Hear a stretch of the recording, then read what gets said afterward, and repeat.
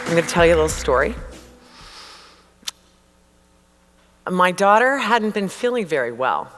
Her name is Jen. She's in the audience tonight. So I took her to school a little late that day. She had just started second grade in our quiet little suburban New Jersey town.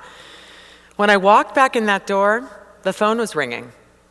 When I picked it up, it was a little before 9. When I picked it up, my friend said, "Lisa, what tower is Teddy in?" I said, "The one with the antenna on it, why?" And she said, and I quote, "Well, turn on the TV because a plane just hit it and took off the top 15 floors." In the seconds it took me to run from there to my television to turn it on, in my mind, Teddy was dead on the ground because his offices were on the 105th floor, 2 stories from the top. So standing in front of the television with my 4-year-old son Billy's hand in mine, my 4-month-old Timmy on my shoulder, together we watched the horrific scene. The gaping hole where the plane had gone in, the intense raging fire, the smoke pouring out and engulfing the upper floors of the North Tower.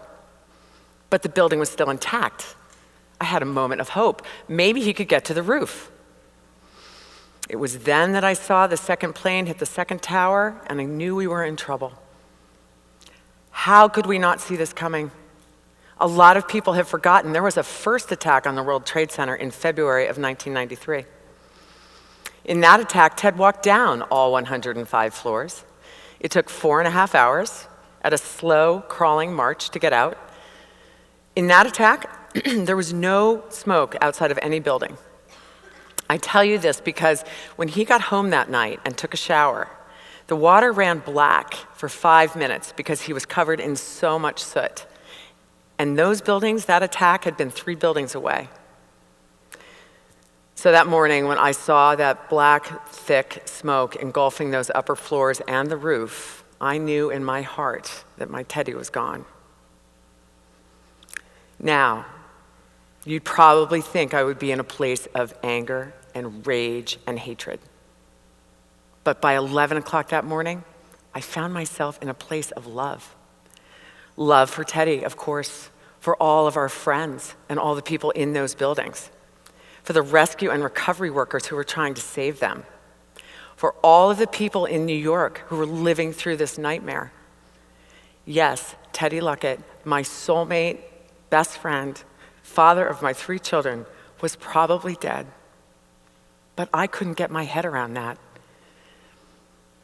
The chaos that came in immediately thereafter, the focus of keeping my children safe, kept me in the moment. Although I was scared, love kept me in the moment. The human condition comes down to 2 very simple things: love and fear. Love comes from the heart, we all know. And most people will agree that love is real, that love is good, and that love is something we all need and want. Fear, on the other hand, is not real. Fear is conjured in the mind by thoughts of the future and thoughts of the past. But like love, fear is necessary to the human condition. Without the fight or flight reflex, we would not have survived. But since we are no longer fleeing tigers, we have a choice in how we see our lives, through a lens of fear or through a lens of love. So I realized that 3 things in my life prepared me to handle not only Ted's death, but the chaos that came afterward with the event of 9/11. They're 2 separate things. How Teddy died is one, and the event of 9/11 is the other, the biggest terrorist attack to hit US soil that my little young family was now an integral part of. The attacks on the World Trade Center in 93, the fact that I had run Teddy's death through my mind many times over the years, and a crazy, insane job I worked in my career. These 3 things prepared me in the strangest but most unique way so that my experience of 9/11 was very different than most. The attack in 93 was my first experience with terrorism. About 6 months later, I had the most intense, delayed reaction of rage and anger and hatred at those terrorists. We were newlyweds, and they had almost killed my husband. But I looked around, and nobody was really saying much. It was swept under the carpet. Everybody kind of went back to normal pretty quickly. Years later, when it happened the second time, I never got angry again, because we knew, both consciously and subconsciously, that anyone going back into those buildings was going back into two enormous targets. The second thing was the fact that, like many guys his age, Teddy, at 40 years old, was a walking heart attack. He was commuting really long hours, working in a very intense, stressful Wall Street job. He was feeling the pressure of taking care of and earning for his young, expanding family. He couldn't exercise or eat right, so he was almost cliche. His mother was very worried about his health, and she talked about this a lot. So with this constant prompting, I found myself thinking about his death dozens of times over the years. So when I finally thought it through enough and I couldn't torture myself anymore, we bought as much life insurance as we could afford. I knew where all the important documents were kept, made sure we went to bed well each night, having righted any wrongs, and let it go. The third thing was a career job that I'd worked that prepared me for the social chaos, the workload that would come in the wake of 9/11. In my 20s and early 30s, I was in New York working as a national radio rep, which was an insanely busy job of prioritizing fires, dodging bullets, a lot of them, and working at this frantic pace for months and months on end until we would finally get a moment's reprieve and we could catch our breath until we dove back in to do it again. That was the exact skill set I needed to handle the chaos that would come in the weeks, months, and years after 9/11. So these three things prepared me so that on the morning of 9/11, I found myself in this strangest way, that I was fine. I was prepared. I was calm. I was clear. I was also the nursing mother of a 4-month-old, and nature doesn't let you go down. So I had shifted, without realizing it, from fear to love by being prepared, and found myself in this offensive position. So that morning, I could literally feel Ted behind me, propping me up. I realized now I was being guided almost immediately. I was surrounded by people wanting and needing to help me. I say need because we humans in a crisis, many of us feel this need to be productive in order to soothe ourselves. We need to do something, right? Got to get something done. Well, that need intensified 100-fold with the trauma of 9/11 across everybody. The only problem was there was absolutely nothing anyone could do. So people soothed themselves by giving us their love. So 11 o'clock that morning, my house was filled with people. Both towers had fallen, and they were spinning in circles, wringing their hands, desperate in their shock and their fear. Through their pain, I could feel their love, and the most incredible calm came over me. It was surreal. Maybe it was because everybody was reacting, so I didn't have to. Maybe it was because I was in shock. But regardless of why, in those early moments, I had 3 immediate prescient knowings. In other words, I just knew this. 1, it could be so much worse. It could be 12:30 in the afternoon, and those buildings could be full like they were in 1993. 2, that our world as we knew it would never be the same again, that life had shifted completely. And 3, that it would be 2 years to a new normal, that I just needed to put my head down and go, to not look left or right, to stay calm and in the moment, because things got very simple. It was about my 3 children. They were all that mattered. This was the clarity of a mother's love.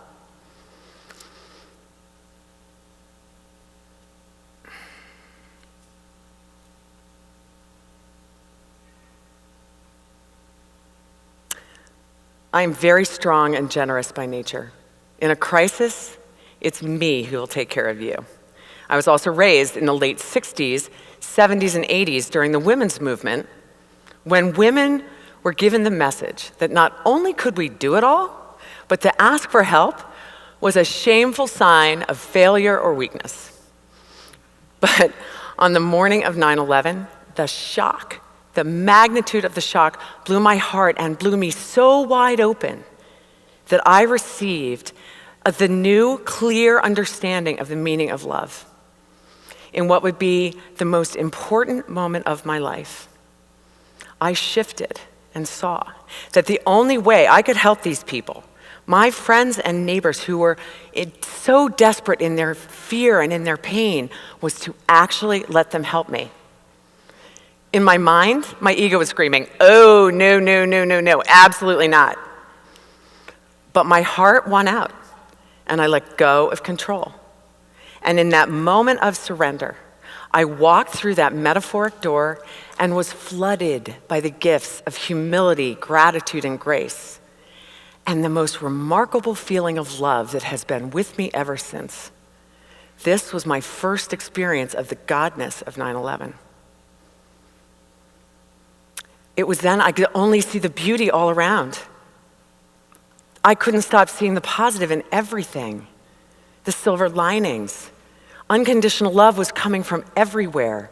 It was impossible for me to tell you how my children and I were showered with love and thoughts and prayers from everywhere. We received thousands of gifts and notes, letters and phone calls from people in our community, across the region, across the country, and around the world, literally. My phone did not stop ringing for 3 straight months. I was nursing Timmy and actually shortened a tendon in my shoulder from holding the phone to my ear because call waiting kept beeping through. But of those thousands of letters, the most remarkable ones were from the men. Long letters telling me of their friendship with Teddy and what it meant to them. Humorous, heartfelt sentiment. Insights about how I would see Teddy reflected in each of my 3 children as they grew. And this was absolutely true. In their raw honesty and the strength through their pain, my heart was touched so deeply. This was an unexpected gift of love. I've said often that it's the remarkable and unprecedented volume of love and the fact that we were never forgotten, that my children and I were held, sustained, and kept buoyant as we healed. This is the power of the collective love. My children and I have received the best of everyone. We still get it to this day. I've always said that if we would just treat each other the way we treat 9/11 families, we would live in a far kinder and gentler world. What I mean by that is we're always given that extra moment of consideration, that extra pause before we're judged, because you know our story. I call this the godness of 9/11. It's the goodness without one O. It was all the love, the support, the kindness, the care that was flanking my kids and I in the wake of 9/11. It is also the magnanimous resilience of the human spirit, the kindness and care that is inherent in each and every one of us, especially in a crisis. As humans, we can only imagine the negative when we think of a potential trauma, a cancer diagnosis, the death of a spouse, a sick child. But we never conjure the love, the care, the support, the goodness, the godness that comes with it. And that godness always comes. For me, 9/11 blew me out of the proverbial box. A box I had tried to fit into for my first 40 years, only to realize it's where I'd always belonged in the first place. In that moment of enlightenment, I realized I just needed to trust myself. It was very clear. All bets were off. All the rules were broken. No one knew what to do. I also saw that I was the only person that was going to pull my kids through this. But at the same time, I didn't know myself and I didn't love myself. What I did know was that I needed to follow my intuition. I needed to trust my inner guidance system to help me navigate my poor broken family through this maelstrom. And that although it would take years, that there was a light in the far distance at the end of that tunnel, and we were going to make it. We would be okay. This was my first experience of self-love. If you can imagine 9/11 as the equivalent of breaking every emotional bone in your body simultaneously, you would go to the doctor for your body. So I went to the doctor for my mind. My life had given me many roadmaps in how not to do it. I used these to make some very important decisions. My dad had lived his lifetime lost in sadness and anger and fear because he had never properly grieved the death of his parents at a young age. Remembering his pain and his frustration, I determined that I would help my children see their father's death more through a lens of love than through a lens of fear. I also had to understand a world in which 9/11 could even happen. I wasn't vindictive or looking to blame. I just needed to understand the events and the issues in my life, and I needed to study the world at large to better teach my children. Yes, this was totally a twisted gift, but the opportunity to study the why of everything was on the table, and I took it. This second experience of self-love allowed me to begin the most fantastic exploration of my life, and is the reason I am standing here with you tonight. For 4 years, I peeled back, searched through, studied the relationships, the events, the struggles, the traumas of my life to find the core issues. I realized very clearly that although my children and I had lost so much, we still had so much left. By shifting from fear to love, 9/11 became the catalyst to break the generational chains and take my children in a new trajectory. I was strong enough and motivated enough to be the pivot to change my family's future for the better. A few years ago, I realized that it was because of all of the unconditional love from all of you, from everyone around me, from everywhere, that was showered on me. From the fact that the ceaseless and unending support that I got from friends and strangers alike, and the fact that I chose to follow my inner guidance, that 9/11 actually healed me. I stand here with you tonight, 15 years later, to tell you that this journey of self-love, allowed me to raise 3 remarkable and outstanding children who are now young adults. From that journey, a business was born to pay forward and back all the love and care that we received by helping other people to find their way through the fear to the love. I am a far better version of myself today. And I wish Teddy was here to see me now. But we know he does, right? So can we see struggle in a new way? Can we see it in a new light? I see that struggle for me was my greatest teacher, and that all of these lessons just made me better. I believe your struggle is preparing you for your challenges too. All it takes is a shift from seeing them through the lens of fear to seeing them through the lens of love. I love you all. Thank you.